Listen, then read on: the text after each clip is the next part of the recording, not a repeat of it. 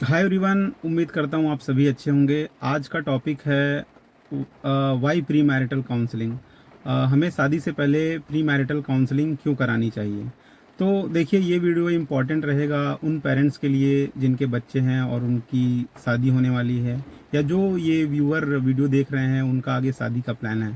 तो ये वीडियो उनके लिए बहुत इंपॉर्टेंट है। लास्ट में मैं कुछ सॉलिड पॉइंट्स भी बताऊंगा कि आपको प्री मैरिटल काउंसलिंग क्यों करवानी चाहिए।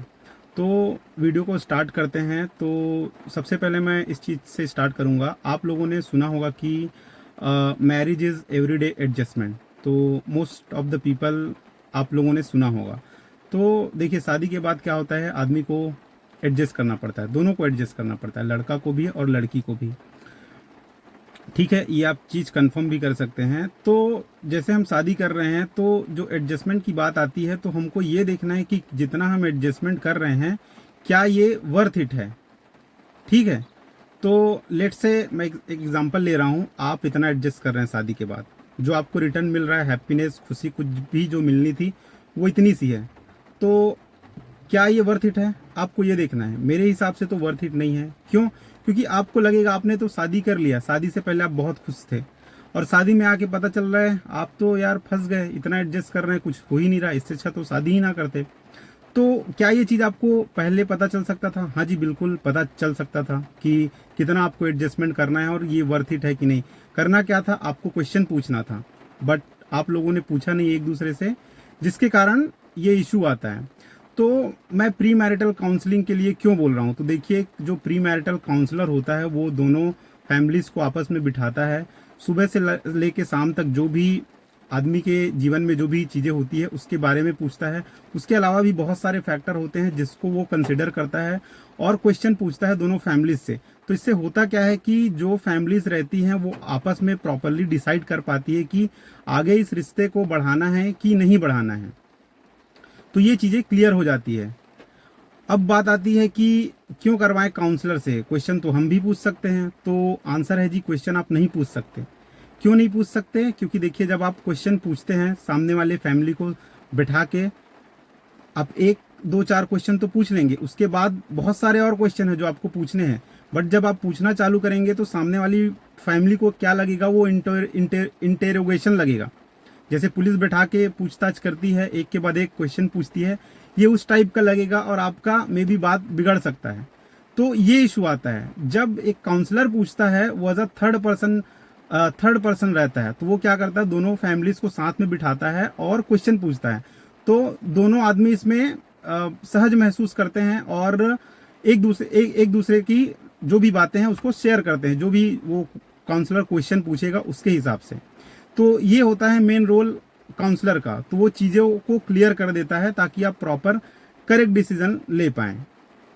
सो नाउ अब बात आती है कि क्या प्री मैरिटल काउंसलिंग सिर्फ लाइक अरेंज मैरिज के लिए है या फिर लव मैरिज के लिए भी है।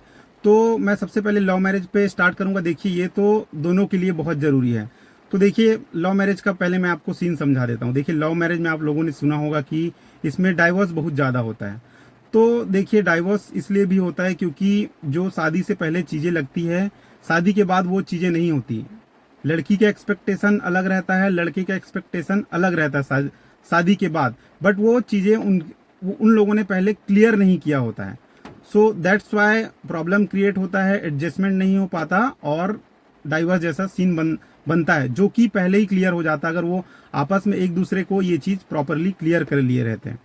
ठीक है, अब बात आती है अरेंज मैरिज की। तो अरेंज मैरिज का मैं देखिए एक एग्जाम्पल लेके आपको बताता हूँ। एक लड़की है, ये रियल लाइफ एग्जाम्पल है। उसका देखिए शादी के बाद का शेड्यूल मैं आपको समझाता हूँ। शादी के बाद उसका शेड्यूल ये है कि सुबह 6 बजे वो उठती है लड़की, और 6 से लेके रात के 9 बजे तक रहता है। उसको अपनी सासू माँ का सेवा करना पड़ता है। सासू माँ का सेवा करना इसलिए पड़ता है क्योंकि वो बीमार रहती है। ठीक है, तो क्या उस लड़की को पता था कि सेवा उसी को करना है? मे भी पता रहा हो, ना पता रहा हो, उसने इस चीज़ को क्लियर नहीं किया कि ये उसी को करना है। तो आपको लगता है उसका लाइफ, आप थोड़ा अज्यूम करके देखिए, नई शादी हुई है और उसका ये शेड्यूल है कि माता जी का उसको सेवा करना है। तो ये चीज़ें बिल्कुल पहले क्लियर हो सकती थी कि लड़की को ही करना है कि किसको करना है।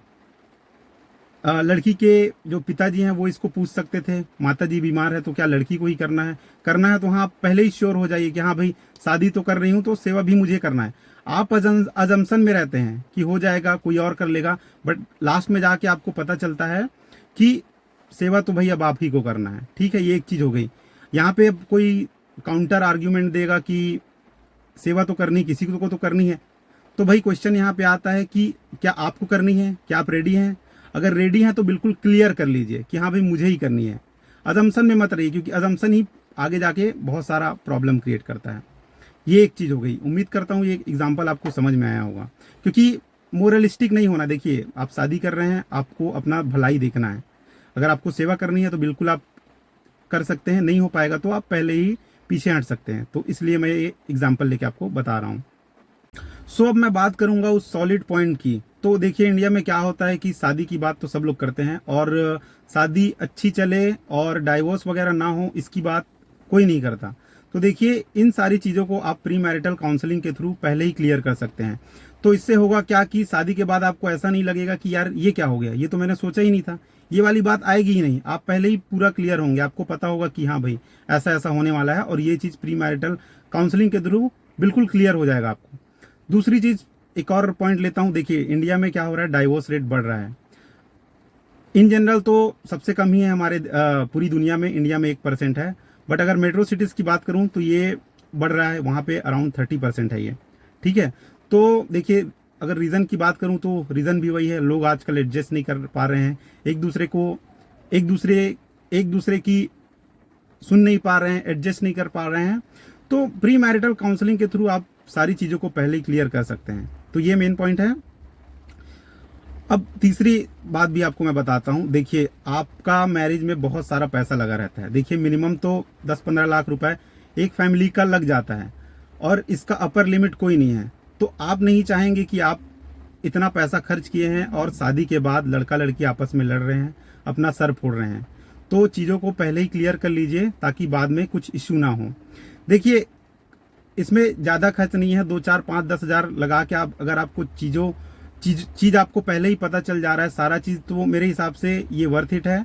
और देखिए, खर्च तो आप हर ही जगह करते हैं, लाइक डेकोरेशन में खर्च करेंगे, खाने पीने में खर्च करेंगे, बैंड डीजे पता नहीं कहाँ कहाँ देंगे। तो 2, 4, 5, 10 हज़ार और खर्चा कर लीजिए, प्रॉपरली क्लियर हो जाइए, उसके बाद अपना शादी का डिसीजन लीजिए।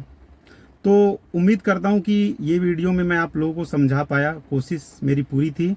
अगर फिर भी आपको कोई डाउट हो, कुछ इशू हो, काउंटर क्वेश्चन हो, तो प्लीज़ आप कमेंट सेक्शन में लिख दीजिए, मैं आंसर करूंगा उसका।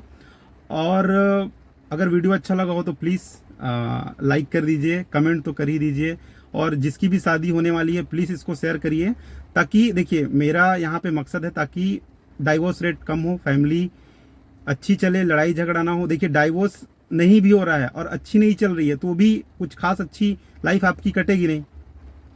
तो मेरा मकसद ये है। तो प्लीज़ वीडियो को लाइक करिए और कमेंट वगैरह कर दीजिए। Thank you so much, bye.